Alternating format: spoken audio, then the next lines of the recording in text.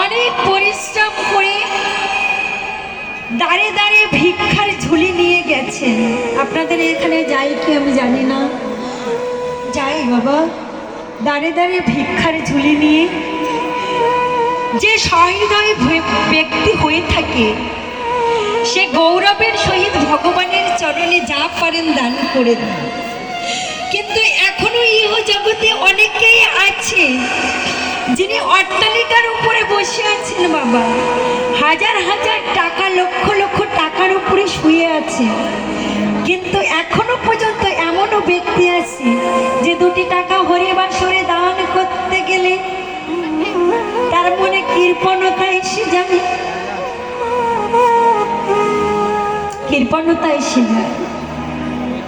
সে কিন্তু টাকার উপরে শুয়ে আছে, তবুও চায় না 10টি টাকা গোবিন্দের চরণে দেবার জন্য।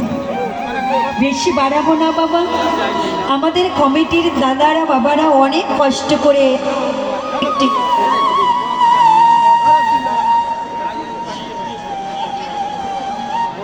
হরে কৃষ্ণ, হরে কৃষ্ণ। আমাদের প্রসাদ আধা ঘন্টার জন্য, একটুখানি স্টেজে আসেন, আধা ঘন্টার জন্য আপ থাকবে। ওনারা যাচ্ছেন আপনাদের সম্মুখে ভিক্ষার ঝুলি নিয়ে।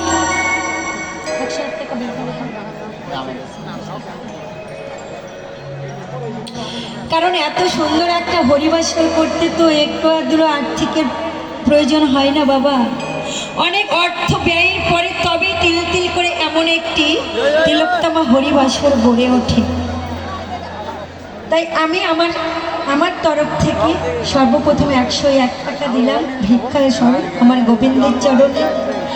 আপনারা যে যা পারবেন, কিন্তু কৃপা করে যা দেবেন বাবা একটু বিবেচনা করে দেবেন, যেন শব্দ না হয়। জয় জয় নিতাই গৌরী সীতানাথ প্রেম প্রেমানন্দ হরি হরি বলো।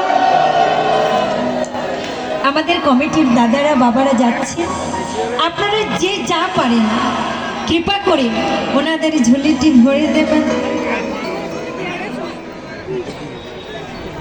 আজ গৌর হরি অপরূপ রূপ মাধুরী দেখে, ওমা গৌর হরির অপরূপ রূপ মাধুরী দেখে মদন দেব তার অহংকার চূর্ণ হয়েছিলেন।